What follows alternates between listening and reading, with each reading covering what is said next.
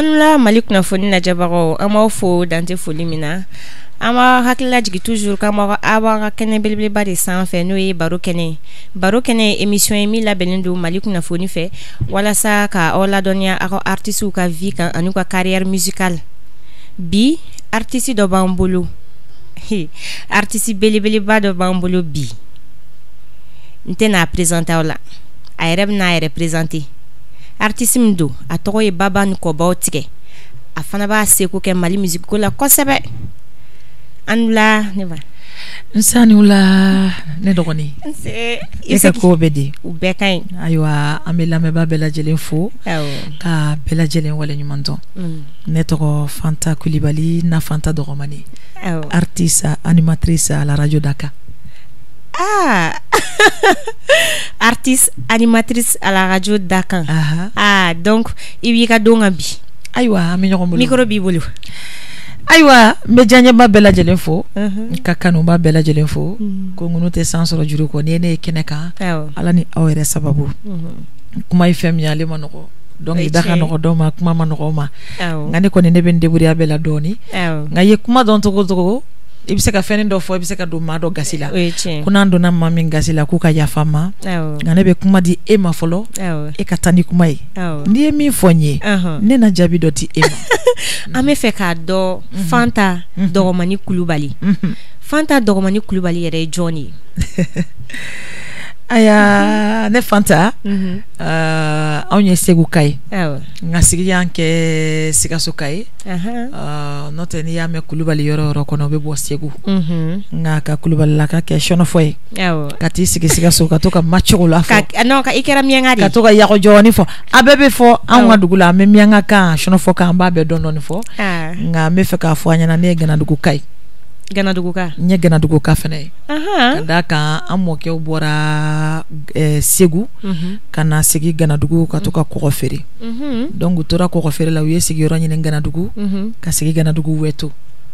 Wɛto mais fa ni ba olu sigiyɔrɔ fɛnɛ bɛnna Sikaso ma depuis anw fitini ni ko n ka Ganakan f'i ye i b'o fɔ n b'o fɔ ni ko n ka Segu Bamanankan fɛnɛ fɔ i b'o fɛnɛ fɔ n bɛ dɔɔni fɔ o fɛnɛ na ni ko n ka Sikaso Bamanankan fɛnɛ fɔ n b'o yɛrɛ fɛnɛ wɔrɔ miyanka kan dun hali ne k'a fɔ kan o kan an bɛ wa n'a ye sisan an bɛ tila k'a ta miyanka kan na aya o tɛ baasi ye n'a sɔrɔ wulu kunkolo kɔni najiman bɛ e ta kɛnɛ kan an bɛ se ka wa ni miyanka kan ye mais ni wulu sogo ka da ka miyankaw filɛ olu tɛ fala wulu sogo o ka d'olu ye dɛ ça fait fɛ k'i ka animatrice yɛrɛ ta sisan ayi ça fait miyankaw ka ko ka di n ye o mais wulu sogo ko mais Fanta an bɛ fɛ k'a dɔn Fanta yɛrɛ bɔra jɔni la ayiwa o tɛ baasi ye ne ka cɛkɔrɔba bɛ yen ale ye Gana Burulayi ale ye Gana Burulayi ye musokɔrɔba ale ye Jɛnɛba Kulubali ani Sira Tarawele an ka foli b'u bɛɛ lajɛlen a diyar'u bɛɛ lajɛlen Fanta naamu an bɛ se k'a dɔn i nana musique la cogo di yan bon musique ye fɛn min ye kanu de don fɛn o fɛn n'i y'a kanu depuis fitini i b'o kɛ dɔw bɛ yen nɔ u bɛ don a la ten parce que wari bɛ sɔrɔ a la ten u bɛ fɛ k'a kɛ o mɔgɔw fɛnɛ b'u danna ne ta depuis ne fitini depuis n bɛ san 14 san 15 musique de ka di n ye hali classe kɔnɔ n'i ye note ye ne ka cahier la dɔrɔn dɔnkili don awɔ mais dɔnkilidala tɔgɔ famille la bon ne ka cɛkɔrɔba tun bɛ gɔni fɔ ale ni Zani Jabate ninnu tun bɛ baara kɛ ɲɔgɔn fɛ mais a yɛrɛ ka facɛ ye laɲini k'a fɛ k'a ka o baara dabila k'a man d'a ye donc le vieux y'a dabila ka baara wɛrɛ ɲɛɲini ka sɔrɔ ka o kɛ mais n ka musokɔrɔba fɛnɛ n'a ni dɔnkilidala min tun ye ɲɔgɔn sɔrɔ kɛnɛ kelen kɔnɔ Sikaso fɛnɛ tun bɛ a ta kɛ fɔlɔ n'a tilala tuma min na a bɛ sɔrɔ ka ye nka ale fɛnɛ a y'a sen bɔ a la ka bila anw yɛrɛ ka du kɔnɔ bɛɛ bɛ dɔnkili da mais mɔgɔ min ka dɔnkilida fɛnɛ taara ɲɛfɛ o ye ne de ye n'o tɛ ne dɔgɔnin fɛn fɛn bɛ a bɛɛ voix ka ɲi u bɛɛ bɛ dɔnkili da u bɛ se dɔnkili la mais u si tɛ taa kɛnɛ kan k'u bɛ dɔnkili da ne kelen de kɛra o fɛnɛ kɛbaga ye donc chance b'i la Ayiwa an b'a fɔ ko ala ka latigɛw don. Dakan do wa? Dakan ko don. Fanta. Naamu. Toujours baro kɛnɛ kɔnɔna na. An bɛ fɛ ka dɔ ye album joli de b'i bolo bi sugu kɔnɔ? Bon mi yɔrɔ min na album tɛ n bolo. Ne ma album bɔ fɔlɔ. Dɛmɛbaga ko bɛ na ni n ye dɛmɛbaga sɔrɔ don o don bɛ album bɔ. Dɛmɛbaga bɛ sɔrɔ a tɛ na ma album bɔ fɔlɔ mais n ye morceau kɔni bɔ. Ala kɛ mɔgɔw y'u kanu. A diyara mɔgɔw ye kosɛbɛ. Bon allo yɛrɛ pour que ne ka don studio kɔnɔ mɔgɔ de ye n ta ka taa n bila studio kɔnɔ. Kana n sɔrɔ n ka dumuni kunna k'an cɛ yɛrɛ de ka taa ni n ye fanga. Fanta musique ka di ne ye ne bɛ dɔnkili da mais a voix tɛ ne bolo. N ka wari tiɲɛna a fɛ. E ye Sikaso ka ye ne ye Sikaso ka ye donc ne bɛ fɛ i ka na n ka t'i ladon studio kɔnɔ. A ye ne ta ka taa ne ye fo Sirakɔrɔ Nɛgɛtana n'i bɛ taa ne ye fo nin kungo kɔnɔba in na n bɛ taa mun kɛ yan donc an taara fo Sirakɔrɔ Nɛgɛtana a taara don Umaru Konate ka studio kɔnɔ an ye morceau fɔlɔ kɛ n'o ye dɔgɔmani bɛɛ bi tɔgɔ fɔ bon morceau dilanna ne sina ka kɛ direct ka kɛ animatrice ye bon biti in kun ye ale yɛrɛ fana ka biti de a bɛ fɛ ka dɔnkili d'a kan mais a t'a dɔn a bɛ dɔnkili min d'a kan ko ka biti in bɔ ka yira yɛrɛ ko ne sera ka fɛn dɔ k'a kan biti bɔra dɔrɔn dɔnkili dacogo filɛ ne fana sina ka animateur ni animatrice k'a la parce que ne fana animatrice ye et n'a fɔra sanga ni wagati bɛɛ k'anw de bɛ dɔnkili dilan ka di animateur ni fɛnw ma dɔnkili bɛ dilan ka d'u ma bon an yɛrɛ dun tɔgɔ tɛ fɔ an minnu radio baarakɛla anw tɔgɔ tɛ ka fɔ a la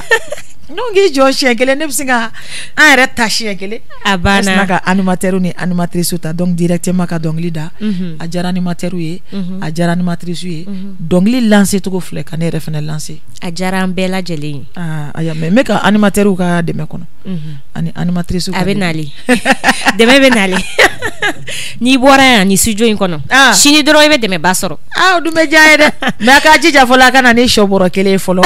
an bɛ taa komi ketalaka minnu bɛ kɛrɛfɛ donc ni sɔ bɔrɔ dira Kulubalilakaw ma an b'a essayer ka dɔɔni di olu ma mais sɔ a bɛ kɔnɔna na an bɛ tila k'a d'i ma o tɛ baasi an bɛ taa n'a ye an bɛ n'i bisimila n'o ye kɔfɛ n'Ala sɔnna ma sisan Fanta dɔgɔmani an bɛ fɛ ka dɔn dɔgɔmani yɛrɛ nana cogo di i tɔgɔ kan sinon an tɛ voya i tɛ dɔgɔmani ye dɛ e ko ten ya i t'o ye dɛ aya nin fana ye question ye sa dɛ o yɔrɔnin fɔ dɔgɔmani na kɔrɔ bɛ ɲɔgɔn na parce que ne mamuso ye maninka ye ale bɛ bɔ Kuremale n'o ye ba Fanta Dunbiya Ala ka dugu nɛɛma ye amina yɛrɛ silamɛsu bɛɛ ye amina tɔgɔma Ala y'a sɔn tɔgɔma caman na donc tɔgɔma ka ca n'a ko Fanta an bɛɛ bɛ laminɛni kɛ pour que k'an bɔ ɲɔgɔn na ne de ka dɔgɔninw bɛɛ ye a ko n na Fanta dɔ mani n na Fanta dɔ mani sisan donc bɛɛ n na Fanta in to yen bɛɛ ko dɔgɔmani n'o tɛ n'i ye sera maninka la olu b'a fɔ de ko dɔgɔmani bon Sikasokaw b'a fɔ ko fitini bon dugu wɛrɛ mɔgɔ bɛ u bɛ se ka appellation wɛrɛ fɔ a fɔ tɔgɔya wɛrɛ la mais n t'o bɛɛ dɔn mais minnu dɔn olu ye dɔgɔmani nacogo filɛ ne an y'o faamuya sisan Fanta i ka dɔnkili dɔgɔmani bɛɛ b'i tɔgɔ fɔ i ka nin dɔnkili ye a ye ko caman kɛ dɛ a diyara bɛɛ lajɛlen ça a été une chanson très sollicitée c'est vrai n'i ye tɔgɔ fɔ dɔrɔn k'a fɔ ko dɔgɔmani dɔrɔn bɛɛ b'a dɔn de qui il s'agit an bɛ fɛ i k'an hakili lajigin o yɔrɔnin na bon comme ne y'a fɔ aw ɲɛna sisan ko ne ye dɔnkili in da animateur ni animatrice la yanni ne ka taa ni olu ka cadeau ye fɔlɔ ne bɛ fɛ e yɛrɛ en tant que animatrice i k'i kan fili dɔɔni dɔrɔn ka di an ka lamɛnbaaw ni filɛli jama bɛɛ ma o de ka di ne fɔlɔ k'a dɔnkili dɔ da fitini dɔrɔn dɔgɔmani bɛɛ b'i tɔgɔ fɔ n dan y'o yɔrɔnin ye a tɔ continue a ma se fɔlɔ dɛ caméra bɛ k'i ta ayi ne bɛ dɔ in de fɛ samedi soir Bamako samedi soir ne b'o de fɛ e ka dɔ in da kore tɛ singa k'o la kɔni parce que samedi soir olu singa de ka ca singa ɔrɔbu bɛ singa mesi chapeau bɛ singa ayi mais o tɛ fɛn tiɲɛ o n'i nana i b'a labɛn k'a n'i bila a nɔ na yen o tɛ baasi ye ni samedi sera ne na e t'a dɔn singa ka taa hali n'a ma don n bɛ taa di tailleur ma u ka fɛɛrɛ nin kan problème t'a la sinon e ta kɔni ne la a kuma dɔgɔmani musique da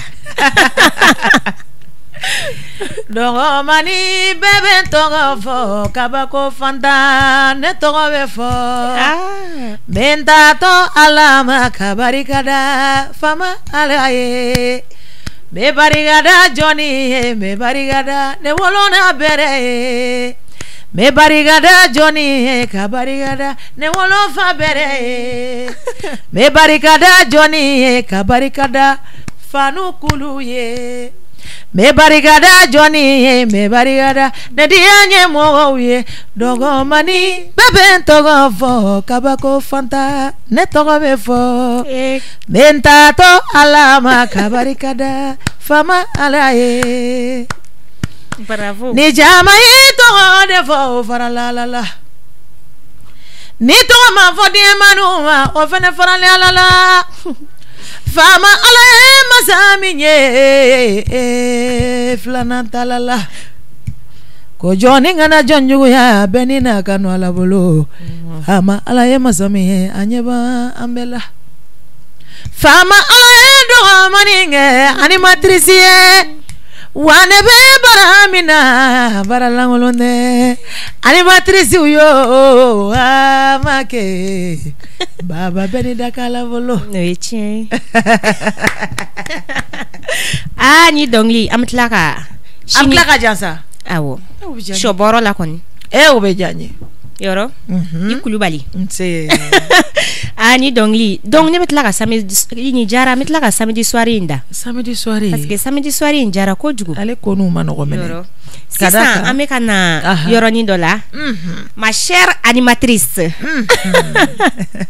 oyarani à la radio Dakar 96.3 Mali kunafoni.net sisan an bɛ fɛ ka dɔ ni Fanta dɔgɔmanin furulen don wa den joli b'a bolo o yala jɛnyana dɛ awɔ a bɛ bɛn c'est le duo k'a fɔ n y'a fɔ cogo min na awɔ an bɛ tila ka ne fana bɛ tila ka dɔ poser ale fana kun awɔ i ye ɲininka sisan ko n'a sɔrɔ ko ni furulen don muso i mana ɲɛ cogo o cogo n'i ma don furuso la a ma ɲɛnabɔ a diyara o a gɛlɛyara o furu de y'an danbe ye tout à fait ni ala ye sɔn furukɛ la ka tila k'a minɛ i la i b'a la barikada ne sɔnna furucɛ la n ye den 2 sɔrɔ mais furucɛ fatura n'o ye ala ka latigɛ ye ala ka hinɛ ala amina rabi ka da ka nin fɛn min y'a juru b'an bɛɛ la n'a ye maa min diya i bɛ ɲuman kɛ n'a ye min diya i bɛ juguman kɛ diɲɛ ye wagatinin de don i bɛ na i b'i ka wagatinin kɛ n'a banguma sera i bɛ taa mais n b'a ɲini ala fɛ ala ka musomisɛnnin bɛɛ n'a cɛ kɔrɔ ɲɔgɔn bolo amina rabi ka da ka ni i cɛ fatura ka bɔ i kɔrɔ i bɛ diɲɛ ye cogoya wɛrɛ ye i b'a faamu cogoya wɛrɛ ye misiki yɛrɛ tun b'a kɛ a mɛnna mais furucɛ fatulen kɔfɛ misiki ka di ne yɛrɛ kojugu parce que hali ni ne diminen don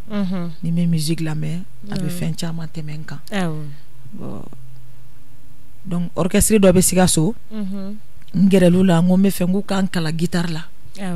donc ala y'a kɛ don dɔ u ye guitare sen ta Salifu Keyita ka Nbɛnba u y'o ta dɔrɔn ne sigilen ne ye dɔnkili da ne yɛrɛ bɛ ka dɔnkili da olu bɛ fɔli la ne kɔni bɛ ka n ka dɔnkili da et puis a bɛ ka bɛn a ma ka taa dɔrɔn ko Fanta k'anw t'i kalan tugu guitare la f'i ka fara an ka groupe kan n'i ma sɔn tali ma u bɛ taa nɔfɛ fo so n bɛ tugu ko an bɛ na donc des fois n'u bɛ dɔnkili da n bɛ n kɔsi mɔgɔw ma ka dɔnkili da mais guitare fɔla kelen b'a la n'o ye Ibrahim Traoré ale ye IFM maître ye ale de ye ne encouragé ni n ye n kɔsi a b'a fɔ Fanta i ɲɛsin Fanta musique kɛ a ka di n ye a bɛ na ne ka so an bɛ répétition kɛ n'a kɔni ye guitare sen ta dɔrɔn ne bɛ dɔnkili sɔrɔ ka da la donc an tora o cogo la n'u ka ɲɛnajɛ bɛ yen dɔrɔn ne bɛ taa ɲɛnajɛ la ɲɛnajɛ kɛyɔrɔ kɛnɛ kan sisan mɔgɔw nana ne kanu ka tɛmɛ olu ka dɔnkilidala principal kan o fana kɛra kara ye ne bolo pourquoi mɔgɔw bɛ kɛnɛ fɛ k'ale to yen ale t'o dɔn ne t'o dɔn ala de b'o dɔn donc ne fana dimina n ko ne tɛ taa tuguni e fana ye kɛnɛ bila donc n k'a ka taa bon tellement que a ka di n ye n ka n voix la travailler bon est-ce que ne sigira ne ti dongli ni fenda atna jouer ka tukuma parce que nya damne bi dongli da des fois bi sege voix bi sege mais o belay bada donc na fora ka me ka tasi sa ako ka obne jigi ka blango fina tike donc directement radio do be sikaso radio mamelon nesna ka gere au directeur la katanga kuma fo ako fanta ka kadiye ka barake yango awo anga auditrice bayiye ibto ka dongli minun dali téléphone ni feuna kadi mo yi ni eko ke na ne ka radio la problème ta la fanta ne ta to fla radio la ka fo ko ne be do ko ne ka stage ke o makela micro dira ne madro ne be ma nga barake imasra micro nyet kunul foi donc ne sigi me nga barake a do ere ne tara don folom na ne guitar fola do de tara no e bakar kuyati a dale merci kaso bakar nana nyanga émission foloke cherobe New York ko Umar Ba e wata ani wolon vla de cinema émission duguje ika émission folo duguje wata ani wolon vla dakan kodo ngo directeur ne war soro de me ne tabedi ma de ngon bison côté problème ne be se ka min dali ma ne ko dali ma donc ne be se ka min directeur ma ne di directeur ma guitar fola ne be min ma ne o do ma ne nga warto blanc donc émission qui est trop fluide chaque week-end be émission qui donc ngoni donc li dati radio bi donc radio bara re soroto ko fene donc nyesa nduru ki radio la sikaso no mamelona ka klaka yele maba maroya donc nya adam ne ni liberté radio liberté nya adam ne liberté la donc ngam ko do be taran la doyi ngo karasa ngono de kada ye problème tala no ta radio fefe be na to ko bolimbadu ngone ta fe menini de kadi ngo problème tala donc doro la anya adam ne 2 mois mo bina joku na naje donc ye barana na compliqué mbolo parce que be mission ke ka baité se ka ali e mi me kanela menete se ke to fo bon o barab ke chogodi o manoko ne ba ali foli ke ro mina o te fo ne du me foli ke ro ne be se ka essentiel so le ka nga moto corona ka so ka ele moto ka kana bara oro ana fora ko to te fo ngo problème tala donc no ngono te se ka barake ne bora ni demande bla jeka fola ka demande bla mandefi ala ke mani masa enta donc tarai jama munu me kana me jama tarai iniga jama fo sisa mbeye me nga barala problème te kuma chama te ni ye barake ka da metri kelenai o metri kelen jama de bikiko animateur ya ni animatrice ya bara mi no aka gele ko mi aka no doni fay karamo fika kanu folo ka do ala meni idura la ko mo bala e kon beto mo ko feti donc ne ya kanu ka do ala donc akanu de ne duzukuna donc ne sigira mi ko ronye mamuna ne bisira mi ko ronye chenu e baro ke na e ka ki ko ne na obe anya bi nyokona mais do be émission dam ne fo ka bawti yele mais mune boke e refe bon benika famia to do parce que abe do nyana peut-être ni yele la abike fin do ou bien je sais pas moi je pense que baro barani bala fika ni sonja fene fare buruka o yeche imour do ka kala quoi neti yele est-ce que abinya atinya voilà et me ka question poser mo ko yele yele donc mi fene be ka ijabi ati fene be wala mais mi e invité o nyakum ne no fa me peut-être ne fene ken tigila ne tado ayi ma fuyi kana shoboro kon be ay me o ko no beta so na la so beta so ika inspiration ibo soro jumela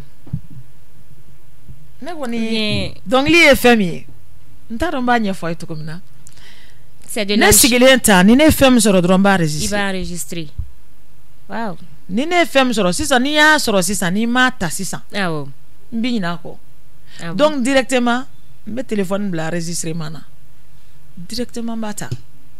donc ni nyata me se ka min faraka kofe me to ka répétition ke no lui ko lu faraka donc na e feno nye soro ko mamna me soro ka do si jola bon ali dales no la ni nya soro ni ne ya soro drombe wuli drombata ka ata ebita soro ali dongli re datugo chema imemba ba enregistrer akono ko fe ka tla ka dlanganya dugu jera ko mamna soro ka la menye be yele nye de voilà mais ni to mata ko ebita soro me wuli ateto ko na to ko si ça amena se ika Samedi soir. Ko ka ca dɛ. Ko ni samedi soir sera Bamako ko ka ca. Mun ye samedi soir ja ye de? A ka di ne ye kojugu. Samedi ka di ne ye weekend. Oh, donc animatrice ou fana bɛ yala samedi ya? Kojugu. A su fɛ wa tile fɛ? An bɛ 24 heures de temps la sa. Donc o dɔnkili da. Ni samedi soir kɔni sera Bamako ya. Aha, ko ka ca. E tɛ se k'o laminɛ, i bɛ se k'o la kɔni. K'a fɔ cogo di? Ko ka ca. Ala, n bɛ taa n voix la travailler, n bɛ taa. Ni samedi soir kɔni sera Bamako. Aha, ko ka ca. Ɔrɔbu ɲumanu bɛ singana Bamako. Aha, ko ka ca. Chemise ɲumanu bɛ singa Bamako. Aha, ko ka ca. Ali bugulu kɔrɔnu bɛ singana Bamako ya. Aha, ko ka ca. Ni samedi soir kɔni sera Sudanɲare la. Aha, ko ka ca. Fɛn jumɛn tɛ singana Diana, wolona duwawu tɛ singa. Fɛn jumɛn tɛ singa Diana, woloba duwawu tɛ singa. Fɛn jumɛn tɛ singa Diana, furumuso ɲuman tɛ singa. Fɛn jumɛn tɛ singa Diana, diyaɲɛ cɛbaw tɛ singa. Maa si t'a diyaɲɛ cɛ singa abada. Fo n'a sɔrɔ animatrice. Ayi diɲɛ kɔnɔ. E ta tɛ singa. Fo ka k'an ka barada ma de kɛ diɲɛso. Kurusi kolo bɛna cɛbakɔrɔ la ni baarakɛbaliya ye. Dileki kolo bɛna cɛbakɔrɔ la ni baarakɛbaliya ye. K'an ka baara, k'an ka baara, k'an ka baara. O ka fisa singa ye. Ni samedi soir kɔni sera Sudanɲare la. Ah, ka ca ayi. Allah. Biye dɔ jumɛn ye? Biye koyi. Biye samedi ye. An bɛ tila k'a bila dan na comme denmisɛnninw b'a fɔ. Ayi samedi ma se fɔlɔ yanni waati ni cɛ. Donc an ka singa ou bien an ka taa baara kɛ fɔlɔ de. Ayiwa n'an ma baara kɛ nin kɔ kɔni n'i ta kɛ singa u b'i kunna da dɛ. Ne ka collier in nege tun bɛ ne na. Collier jumɛn? Sisan an bɛna. Nin kɛ problème t'a la n b'o singa in ma samedi soir la. Ka robe rouge don. Mais ni ye nin singa. Sinon ni ne ye ka robe singa n bɛ taa dɔ tigɛ bɔ a senda la. 3 mètres de ye robe kelen. Ne dun bɛ 2 de don. Ani muso dɔrɔn. A y'an dɛmɛ. A ko kɛra baara ye. Ko e tɔgɔ ye Alisa Fanta Dɔgɔmani Kulubali. An tɛ dɔgɔmani in bɔ a la. Dɔ ye ne kanu. O tigi jɛnya yɛrɛ ne ka animatrice bɛɛ lajɛlen bɛ taa jɛ. Ne ye 2 mètres de ye. Awɔ ɲɛ b'a la. Awɔ i ma fili. Ka fini kala sisan. K'a bɛn a yɛrɛ ma. Ka na fini di ne ma. Ala. Muso ɲɛ taara ne kan ko k'e de Dɔgɔmani yan nɔ. A ko ala. Non ko ne ba kana gêner. I ye fini kala e y'a mesure ta dɔrɔn k'a yɛrɛ n ko n b'a don ka photo ta dɔrɔn k'a yir'i la. O la kɔfɛ an bɛ taa dɔ fara a kan. Awɔ. O la an bɛ se ka taa i kungo kɛ. Awɔ. Ne dun y'a kɛ ten dɛ. Tiɲɛ na. N ko ni mɔgɔ y'i kanu i b'a ja don a tigi la. Awɔ. Diɲɛ ye nin de ye. Animateur o animatrice o artiste an mago bɛ jamana. Awɔ. Donc ni mɔgɔ y'i kanu mɔgɔ sugu bɛɛ b'a la. O ye tiɲɛ. Donc ni mɔgɔ y'i kanu a tigi ka se danna yɔrɔ min na i fana b'a kanu. K'a yira i bɛ se ka tɛmɛ hali o kan parce que n'i ko k'i b'a dan o yɔrɔnin na i b'a sɔrɔ sisan dɔ bɛ 100 di e ma dɔ bɛ 200 di e ma ou bien dɔ bɛ 1000 di dɔ bɛ 2000 di 1000 tigi ni 2000 tigi jumɛn ta ka ca n'i ko k'i bɛ 2000 tigi ka kanu kɛ ka o ka kanu kɛ parce que a tigi ye e bonya ka kɛ 2000 o kuma e 1000 tigi ta bila min ne ka fan bɛɛ ye kelen ne bolo min bɛ wari di ne ma min tɛ wari di ne ma ne yɛrɛ kanu bɛ min na bɛɛ ka di ne voilà et puis bɛɛ ye kelen ne bolo o de ka ɲi voilà an bɛɛ ye kelen y'i bolo an bɛɛ ye kelen an bɛɛ ye ka fanu ye bɛɛ ye kelen ayiwa Mali kunnafoni lajɛbagaw hali n'a ka di ye sisan n'i bɛ fɛ ka ne ta ka taa bila i ka so i ka yɔrɔ jɔsi ni fɛnw na n b'o kɛ o bɛɛ ye kanu dɔ ye yɔrɔ malo min don kɔni kilo kelen don dɛ a bɛ dɔw musojan o ma nɔgɔ dɛ écoutez a ka fini fɛrɛbɔ ma nɔgɔ a ka balo ma nɔgɔ a bɛ ten ni sisan a barika Ala ye an bɛ fɛ ka na toujours baro kɛnɛ de don an bɛ fɛ ka na yɔrɔnin dɔ la Fanta i taara école la bon n ye dɔɔnin kɛ doni dron nye doni ke chaque fois yi boala parce que ndana defu 9e na nouveau la dron ne nyerata ay chamay kadaka nye geleya soro demisene ala comme ne ka chokoroba kun te fe ne ka buko ne ko ka din fay ko jugu ne te bugo ne ti neni fanta te bugo te neni ne fatine bugo ne fatine neni burlay kulubala dale me sikaso anga fuli baye ko demisene fendo e bugo kene do ni ye nyuma kala ano be koro jugu ma fene kala ano fene be koro donc demisene ala sekera kosebe. Ah bon? Parce que nga levier tombé Arabie Saoudite. Ako atese kata kanto sikaso. Ah oh. Parce que mbamso be mbugo. Ale nte fene ka bugo. Donc a enta kanambla mbamso reka grand famille na no e Bamako falaje. Ah oh. Kanambla. Bo yene ntumi école là. Mais ama noya. Ah oh. Parce que chaque récréation avait foi ka boy kana ka fere fenta ka ta fere ni mana be bugo. Donc ni mana akuma kacha ne fembe feri falaje funa kira adamadi pièce ne fembe feri c'est ga fo feri era de ne ka okol tien feri era de ne ka okol tien parce que al ni feri fem dara ni tara rom na ni tara soro makwate me falaje ni tara soro makwate be sumuna rom na men jontita donc mo na nga fembe ta ha ya beta ni sera be bugo gulu kala ya gulu sumaya o de kun kuma kay gulu mana kala ya bi kala ka sumaya ha donc be bugo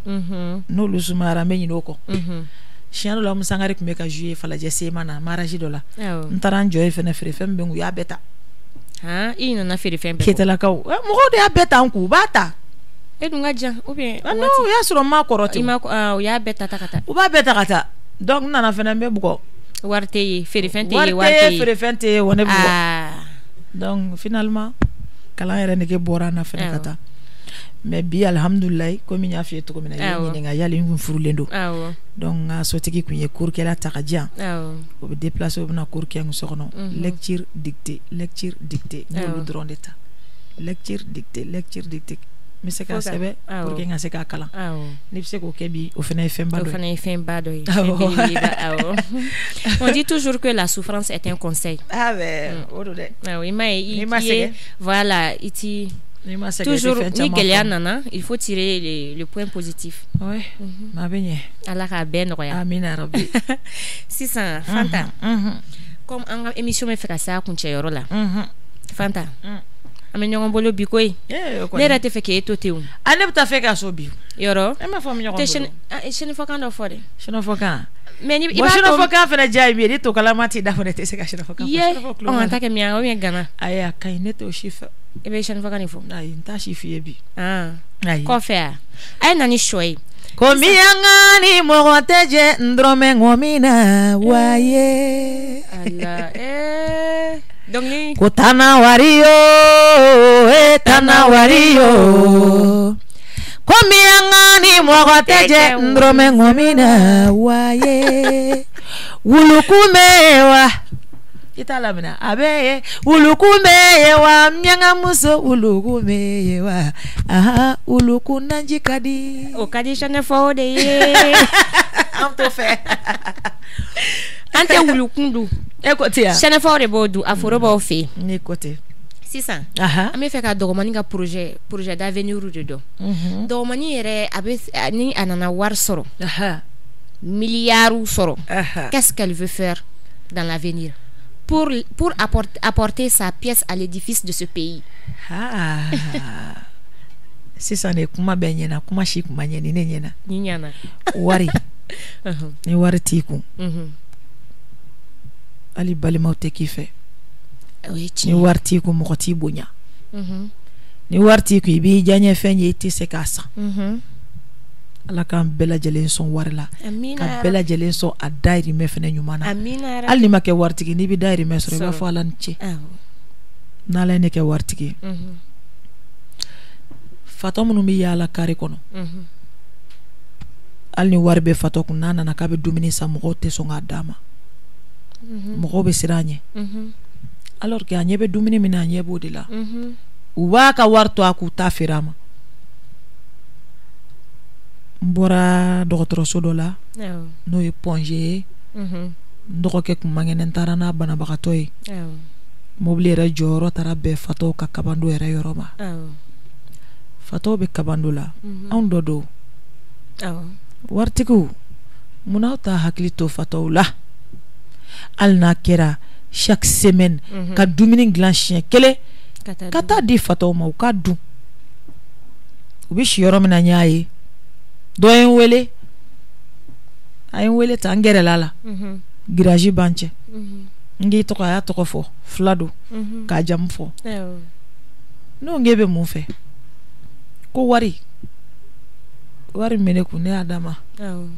a ko i ni ce a ye wari in minɛ a bɛ taa dun min est-ce que dumuni yɛrɛ ɲuman u b'a sɔrɔ n'Ala ye ne kɛ setigi ye ne bɛ ɲɛsin olu de ma muso minnu bɛ yen n'u cɛ salen don n'u denw bɛ ka vie parce que ne yɛrɛ cɛ sara ka tɛmɛ ne yɛrɛ jɛnatigɛ ye ne ni n denw bɛ ka vie cogo min na ne y'o ye donc gɛlɛya min b'a la ne b'a dɔn donc ni ne kɛra fɛntigi don o don muso cɛ satɔ falaw yatimɛw fatɔw ne bɛ ɲɛsin olu ladoli ma k'olu dɛmɛ o de ka di ne ye kosɛbɛ ani den minnu bɛ yen n'u bɛ orphelinat la ni se kɛra min ye n bɛ se ka taa d'olu ma mais min ka di ne yɛrɛ ni kun ye k'olu dɛmɛ o ye ni mɔgɔw de fa ni ba talen den minnu bɛ n bolo olu fana talen aw munna ne tɛ ninnu fana lajɛ o de ye ne ka hakilina ye i ka nin hakilina ka ɲi kojugu et puis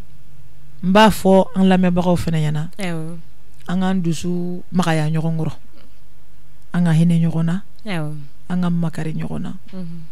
an kana ɲɔgɔn ka ko ta ka taa lakale ka sɔrɔ i tɛ foyi dɔn a tigi ka ko la adamaden yɛrɛ bɛ t'i tɔgɔ la kuma sɔrɔ diɲɛ yɔrɔ dɔ la ka sɔrɔ depuis Ala y'i dan i min ma deli ka k'i la i b'o olu dɛmɛ donc adamadenya gɛlɛyara bi an ka dusukun yi magaya ɲɔgɔn kɔrɔ ni dɔɔnin bɛ ne bolo ne ka hinɛ e la ni dɔɔnin bɛ e bolo e fana ka hinɛ nin na donc n'o kɛra a bɛ ɲɛ o mais ne ko k'i kelen nagakɔrɔla don dɔ Ala bɛ taa wuli a bɛɛ la a bɛ kɛ tiɲɛni ye e bolo mais alors que ni i ɲɛna dɔ ma kɛnɛ kan i ka ɲɛ e ɲɛni min kɛ a tigi ma Ala bɛ se ka fɛn dɔ k'i ye don dɔ i ma sigi ni fɛn min yɛrɛ a bɛ barika don i ka ɲini ta fɛnɛ na donc nka morceau dɔ fɛnɛ bɛ yen n'Ala sɔnna a ma an bɛ n'o clip fɛnɛ bɔ parce que clip 2 de bɛ n bolo n'Ala sɔnna an bɛ n'o clip bɔ o morceau o de ye limaniya ye limaniya o limaniya n y'o sɔrɔ k'an to firiya bon kɔnɔ tuma min na n bɛ firiya la n y'o limaniya sɔrɔ o kuma donc limaniya ye fɛn min ye n'Ala ye diɲɛ fɛn bɛɛ d'i ma n'a m'i sɔn limaniya la a ma ɲɛnabɔ o ye tiɲɛ n'Ala ye gɛlɛya sugu bɛɛ da i kan n'a m'i sɔn limaniya fɛnɛ na a ma ɲɛnabɔ tout à fait donc limaniya n'a ye bi la dɔrɔn i b'a la tanu i b'a barika da n'o ye Fanta mais i ka projet ninnu ka ɲi an bɛ duwawu de kɛ an bɛɛ lajɛlen anw ni an filɛbagaw an bɛɛ ka jɛ ka duwawu kɛ Fanta ye Ala ka se k'a ye ya Rabbi Ala ka se d'a ma a ka se di an jɛɲɔgɔnw bɛɛ lajɛlen ma a ka se k'a ka projet réaliser Fanta sisan an bɛna yɔrɔnin dɔ la tuguni o yɔrɔnin fɔ ka na n k'o lamɛn dɛ sisan yana sans plus tarder limaniya da an bɛ fɛ ka scoop a ka kɛ anw bolo scoop limaniya jaja limaniya ka ɲi limaniya adamadenya taabolo fɔlɔfɔlɔ dɔ de ye limaniya ye kɔnɔjigi yiribɔlɔ ye dunya an ka limaniya jɛgɛjigi ye bafaji ye dunya an ka limaniya musojigiya furukɛbɛrɛ ye dunya an ka limaniya wolodenni jigiya woloba bɛrɛ ye dunya an ka limaniya limaniya o limaniya a ka ɲi alu ɲɛ bɛ ne Fanta la wa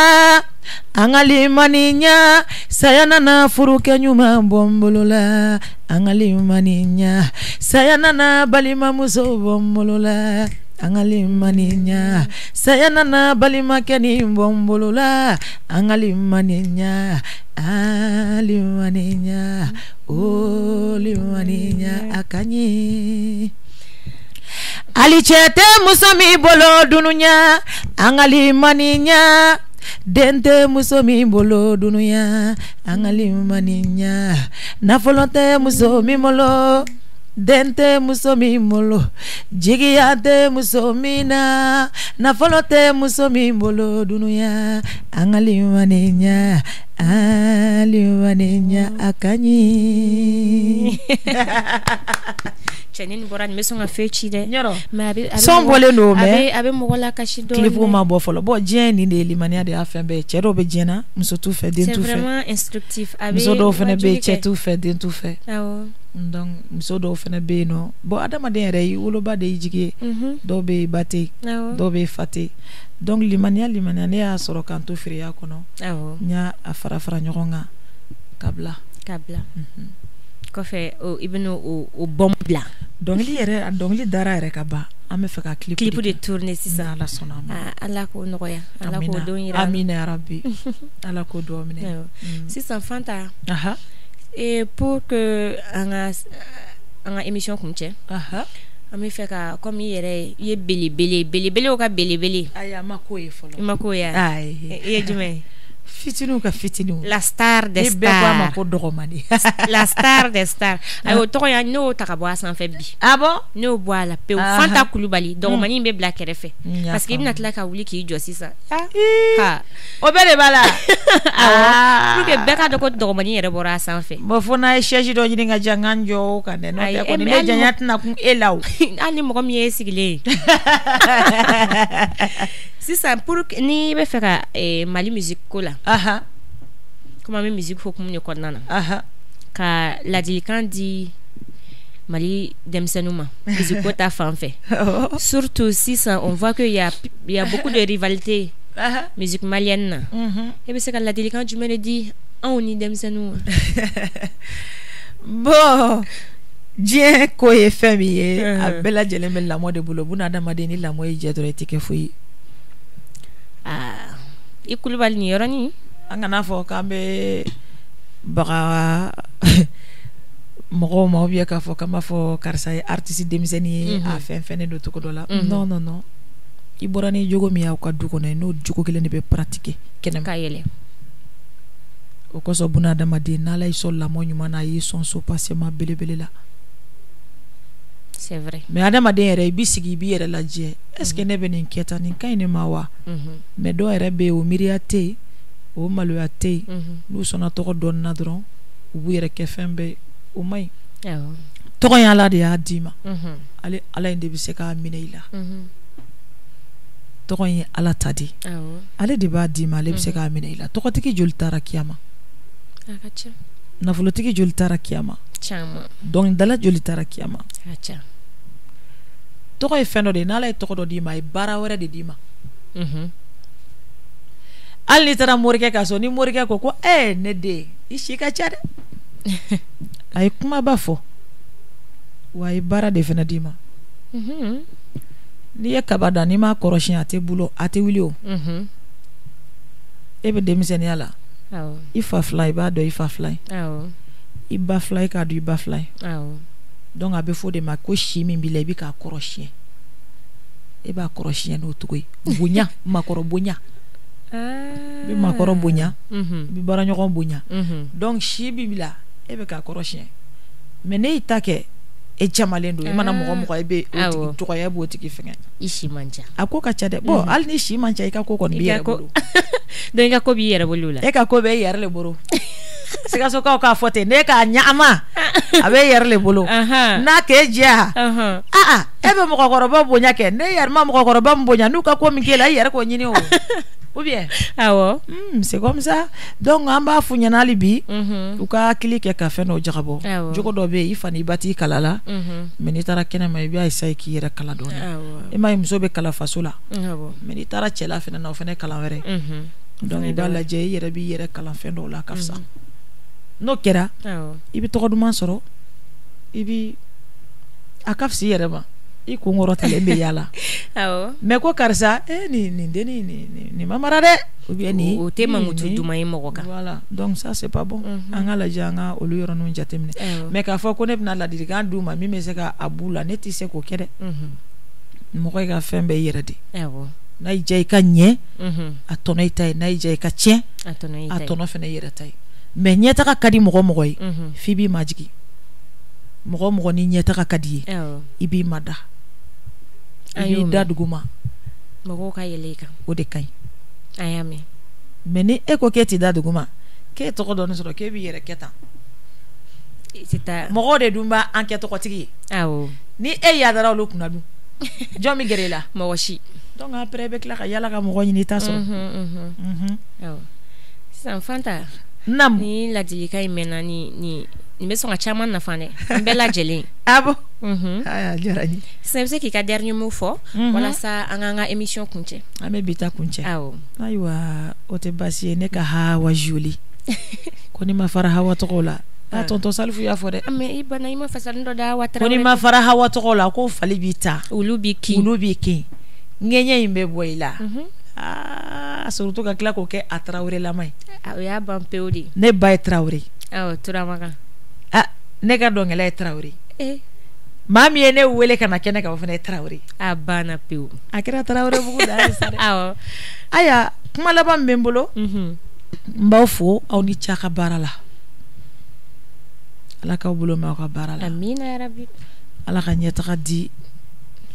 aka mali kuna foni ma amina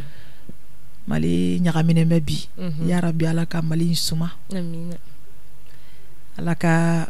danyuman do ako bela jelena amina ya rabbi bana be minunga ala ka no ko fena amina ya rabbi gele afen femi be ala ka bewli amina note mali ko chale mebi awo nga ala de ba no ya awo anga dale alama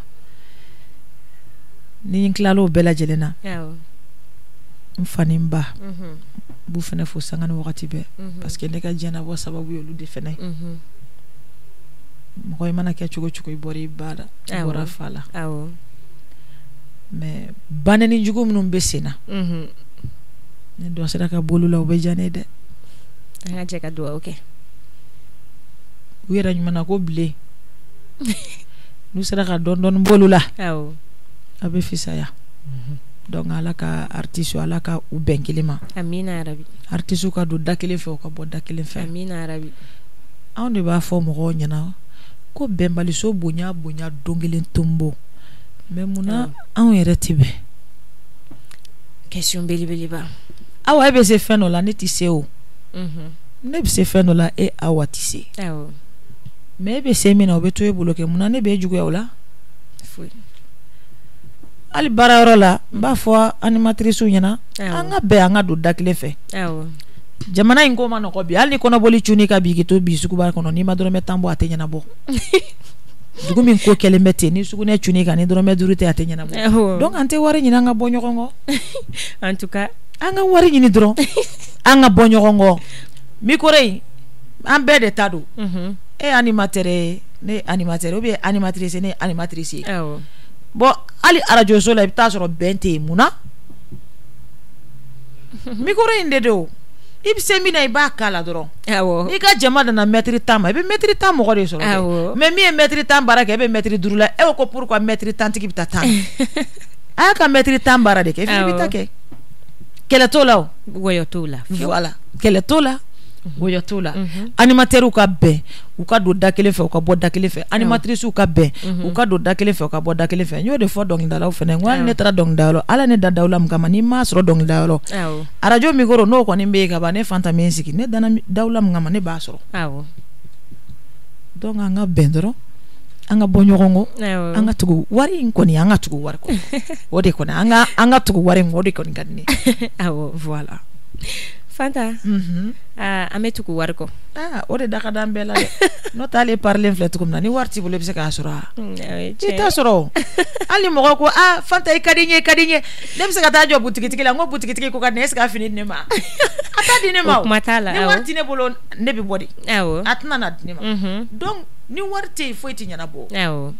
Tienta. Oui, tiens. Ali beta nan san sugu la ni warta be nyana bo. Ati nyana bo. Donc ni do wila fo ko ko war ka di mo do war ka di be. Ni warte atinye sa. Ah. Il a pas eu donc de war ka ma punche. Ah aya, o de bares. Ah. Donc ni do ka punche. Anga show festival la. Aho. Show je mane bi bolo bi ebli mane bi bolo. Afla be blali me no. Ambaka cameraman ou fene fo. Dante folie mina. Cameraman jamjani cameraman surmani ambu defo. Dogomani. Mais kaka bubo ke fene fo. Ah. Jombe ni daka. Oche. Nala idami ngama ibode. Ibeko we. Die baro barani baken wi dari mesoro dro habli ko. Afola ni che o mam sa shuani ya. O kapsa nuwe. Kuma bobo ketala kan no mine sugu ba kono ko mine ko wala ka konte. Ketala ka ni damle la kan obu mine kuma be ko bu ko kuda. Mais ni be dono ni ga mam sa wa. Akapsa. Oh, okoso nganga bara ukafisa ni singafu ye. Awo. Otea. Au kapsa nuwe. Ai wa be fene ka dongli jumenda sisa ngabo. Donc ni do da il faut que fanta ka création kodunu ya baro so yala baro la jama kodunu ya baro so e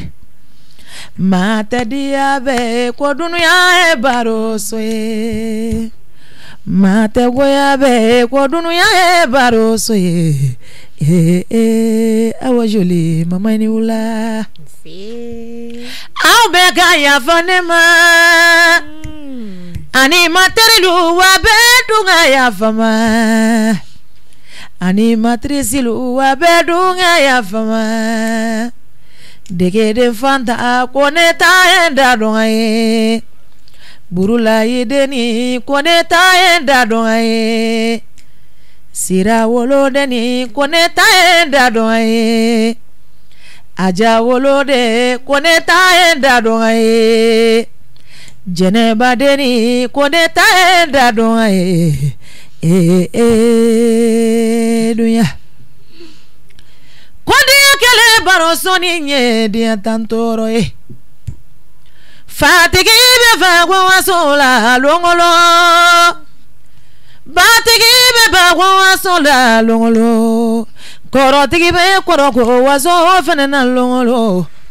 chetigi be chego wasola longolo fandaw nye mungalala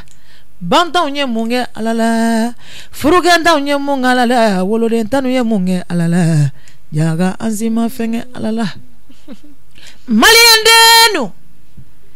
kala keleto be malizo bonya le longele tomo kele dura fabarala hamina kele debe jamana lu tagago kele debe sigida lu nyami kele debe furumuzo nalu ke firiato odama vene kanga keleto be malizo bonya longele tomo mali sorazilu nyanina mali gendarme lu nyanina mali tenintigilu nyanina kametelemina fama alanya melanteri baawa namu fanta do maninta oramaja wa nte yala befene kwa befe jeni wani nyuma no baliga fe jeni mani kabi do maninda domina fanta do manidenda oromanya ala tu yenzo furukela ala ye furuke minena fama ala niche kane zontere muso kelena madamu gama korotu mun kone sumara molo kone jara sangaranga atara yo molo kema filele jamalu kanga teleke ko die tandoro me foli di tungarangelu bema akelengele jaga tunga koni mana meni don fode nyumani jana utara tunga na wala aka ko flaw fa korolula ka ko fla sola tunga mala melo fode nyumani tarawere la kalu ne ba ko bilala fanta dogomani jaga beni dakala bolo kodunu ye baro so yala baro la jama kodunu ye baro so tege mate dia ve kodunu ye baro so mate dia be ko dunuya e baro so ye wa medani yoro la ko be manganteri ala ga anto nyanye amina rabi yara kamna ilam ne sanga dongli doda awo o te basi ame rôle inversé ibi mi sigam tan sigebe interviewer o te basi yoro no kadiye amo bla chinina problème foi ta comme émission yan mais chini ga jane parce que bamako kurani golfu o ka jane o ka jan aha awo amitla amena o be feka kegu ya kenena amena san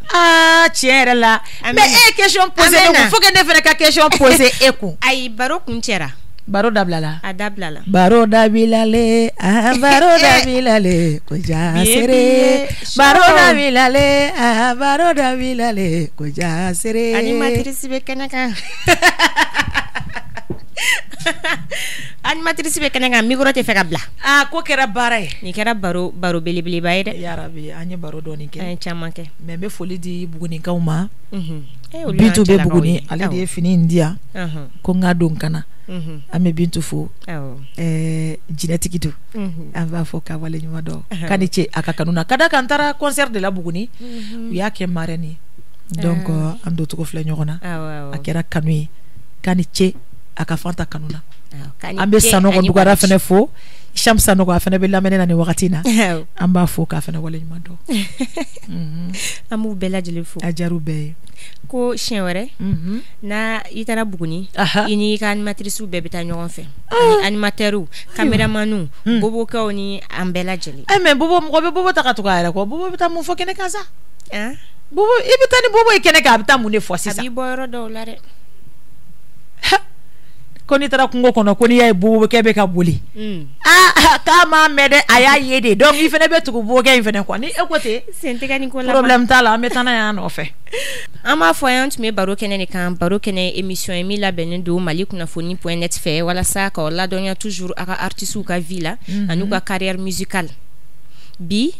artiste mit mambolo be bora kala me Fanta Dogomani Coulibaly ne kon ko Dogomani tere mais c'est une artiste qui a des grands projets ama foye ambeka jeka do ke Fanta Coulibaly ya wala sa akasika sesoro akasika ka projet au réaliser dans les jours à venir ama foye akambe wati were merci bye bye.